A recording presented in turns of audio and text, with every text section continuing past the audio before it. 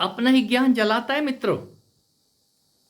ये ज्ञान जब जलाने लग जाए तो आप जले नहीं है ठीक से। यदि आप जल गए होते तो दूसरे को जलाने निकल पड़ते। जो भी दूसरे को जलाने निकलता है एक ना एक दिन उसको कोई जलाने लग जाता है। आप कहीं दूसरे को जलाने निकल पड़े थे, मैंने जान लिया है, जनाने निकल पड़े थे। जनाना तो आया नहीं, उसको जला दिया। ज्ञान हजम कहां होता है। कोई ज्ञानी चुप नहीं बैठता। परशुराम सरीखा अपना परस उठाता है और जो भी छतरी वाला दिखता है, छत्री, उन्होंने क्षत्रियों को विनाश किया, ब्राह्मणों का विनाश नहीं किया, क्योंकि वो ब्रह्मज्ञ थे, ब्राह्मण थे। जो भी छत्रीधारी ज्ञानी, ज्ञानी के पास ही छतरी होती है, वो छतरी दिखाता फिरता है। चाहे वो शेषनाग की छतरी हो और चाहे वो किसी राजा महाराजा, छतरी ही काटे जाते हैं, छतरियां ही, झंडे ही काटे जाते हैं। दूसरे के झंडे हमें अच्छे नहीं लगते। एक छत्र राज हमारा होना चाहिए। तो परशुराम 21 बार, एक दो बार नहीं, 21 बार छत्रियों का, उन छत्रियों को नेस्ते नाबूद करते हैं। क्यों? कोई राम नहीं मिला था ना तब तक। और जिस दिन राम से मुलाकात होती है उस दिन आखिरी शब्द उनके, ए मेरा मैं छोड़ दो, मेरा मन मेरे पास रहने दो। इसको लेके मैं महेंद्र पर्वत पे जाता हूं। अभी भी महेंद्र पर्वत पे जाने की जरूरत रह गई थी। मैं किसी भी धर्म ग्रंथ के विरोध में नहीं हूं। वो गूढ़तम रहस्यों से भरे हुए वचन समझ ही तब आते हैं जब आपके अंदर वो ज्ञान की छतरी अपनी चरम अवस्था पे होती है। इस शिवालय में वो शिवलिंग अपने पूरे शिववत रूप में होता है। फिर आप किसी से उलझते नहीं हैं। क्यों? सभी वही हैं, सभी वही राम हैं, सभी वही कृष्ण हैं। कोई फिर उनको चैलेंज नहीं करता। चैलेंज तभी तक है जब तक आपके पास छोटा मोटा ही कहूंगा, कुलबुलाहट होने लग गई है, हजम नहीं हो रहा है ना। बता दूं, आपका ज्ञान सर्वोच्च ज्ञान है क्या? क्या आपने वो सब कुछ जान लिया? ये आप सवाल किससे कर रहे हैं? आप अपने से सवाल क्यों नहीं करते?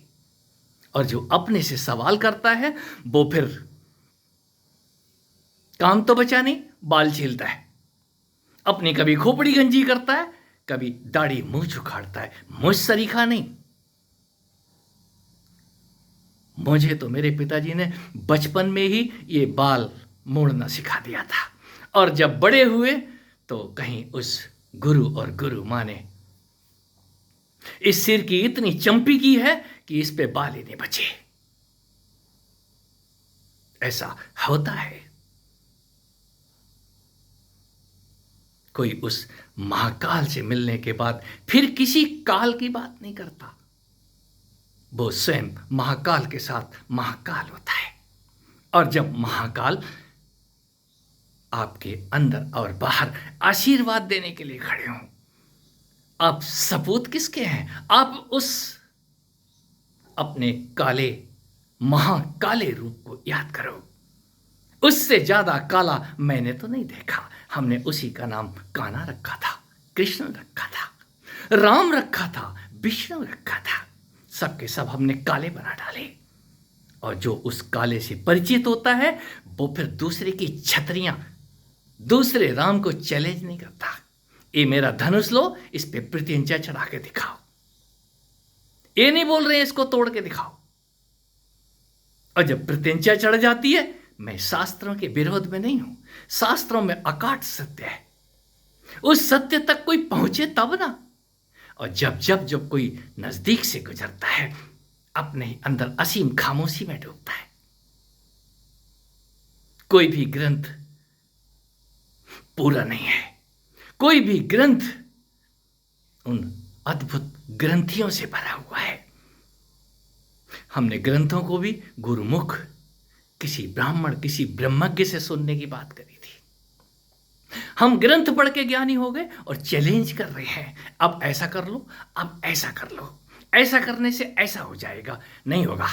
यदि हो भी गया तो आपको दंभ घेर लेगा। मैं ये कर सकता हूं, मैं किसी भी क्षत्रिय को नेस्ते नाबूद कर दूंगा, मार दूंगा, काट दूंगा।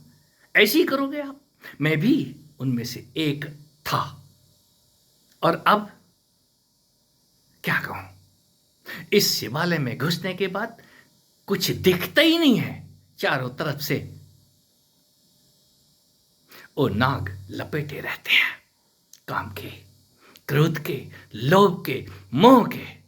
उनसे लड़ता नहीं हूं। चूसो, कितना चूसोगे, कितना खाओगे, कितना काटोगे, और जो कट जाए वो तो तू नहीं है। जिस पे विष का असर हो जाए वो तो तू नहीं है। तू तो सदा से ही महाकाल था। उस महाकाल का कोई काल नहीं है। जिसने भी उस महाकाल के दर्शन किए हैं हतप्रभ हो जाता है अपने ही शिवालय के अंदर, फेरे लगाता है इसी लाश के अंदर। उस कैलाश को पाता है जीते जी।